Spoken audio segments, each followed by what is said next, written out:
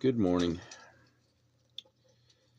Still here in Numbers. We're going to read chapters 11 and 12 this morning. Chapter 11. Now when the people complained, it displeased the Lord, for the Lord heard it, and his anger was aroused. So the fire of the Lord burned among them and consumed some in the outskirts of the camp. Then the people cried out to Moses, and when Moses prayed to the Lord, the fire was quenched. So he called the name of the place Taberah, because the fire of the Lord had burned among them. Now that mixed multitude who were among them yielded to intense craving. So the children of Israel also wept again and said, Who will give us meat to eat? We remember the fish which we ate freely in Egypt, the cucumbers, the melons, the leeks, the onions, and the garlic. But now our whole being is dried up. There is nothing at all except the manna before our eyes. Now the manna was like coriander seed, and its color like the color of bdellium. People went about and gathered it, and ground it on millstones, or beat it in the mortar, cooked it in pans, and made cakes of it. And it tastes like the taste of pastry prepared with oil. And when the dew fell on the camp in the night, the manna fell on it. Then Moses heard the people weeping throughout their families, everyone at the door of his tent, and the anger of the Lord was greatly aroused. Moses also was displeased. So Moses said to the Lord, Why have you afflicted your servant? And why have I not found favor in your sight, that you have laid the burden of all these people on me? Did I conceive all these people? Did I beget them, that you should say to me, Carry them in your bosom as a guardian carries a nursing child to the land which you swore to their fathers? Where am I to get meat to give to all these people? For they weep all over me, saying, Give us meat that we may eat. I am not able to bear all these people alone, because the burden is too heavy for me. If you treat me like this, please kill me here and now, if I have found favor in your sight, and do not let me see my wretchedness. So the Lord said to Moses, Gather to me 70 men of the elders of Israel, whom you know to be elders of the people and officers over them. Bring them to the tabernacle of meeting, that they may stand there with you.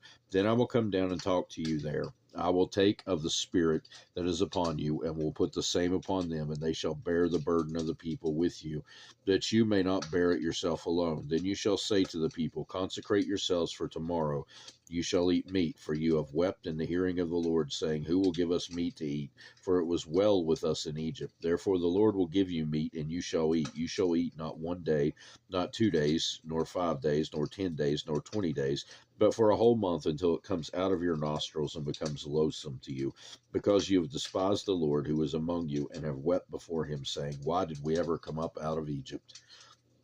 And Moses said, The people whom I am among are 600,000 men on foot, yet you have said, I will give them meat, that they may eat for a whole month.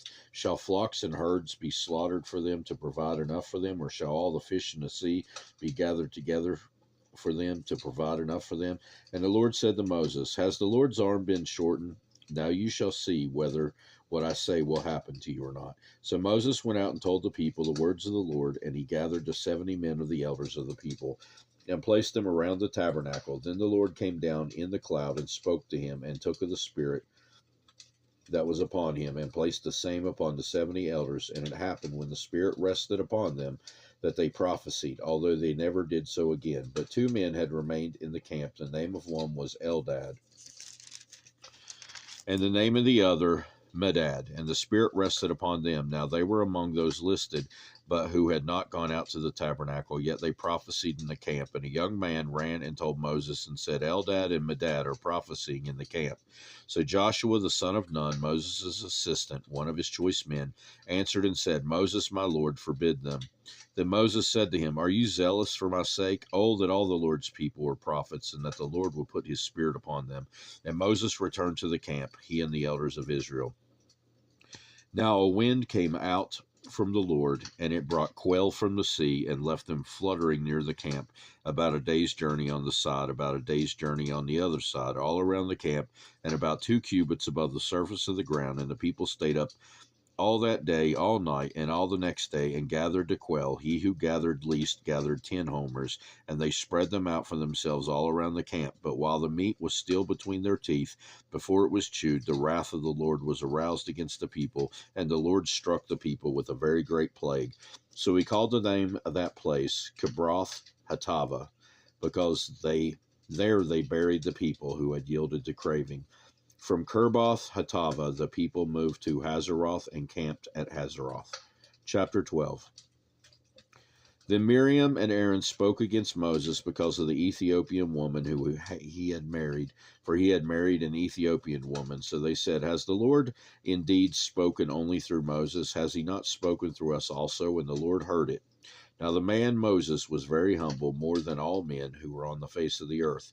Suddenly the Lord said to Moses, Aaron, and Miriam, Come out, you three, to the tabernacle of meeting. So the three came out. Then the Lord came down in the pillar of cloud and stood in the door of the tabernacle and called Aaron and Miriam, and they both went forward. Then he said, Hear now my words. If there is a prophet among you, I, the Lord, make myself known to him in a vision. I speak to him in a dream.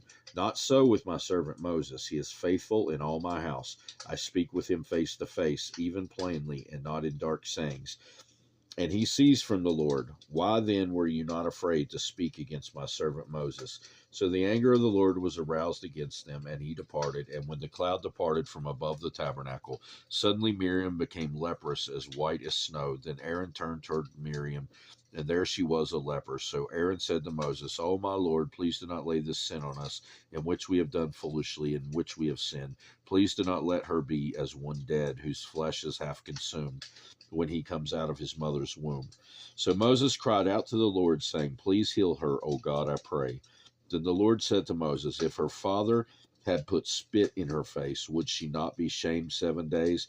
Let her be shut out of the camp 7 days, and afterwards she may be received again. So Miriam was shut out of the camp 7 days, and the people did not journey till Miriam was brought in again. And afterward the people moved from Hazeroth and camped in the wilderness of Paran. That will do it for this time. God willing, we'll be back again in Numbers at a later time. Hope you have a great rest of your day, and goodbye.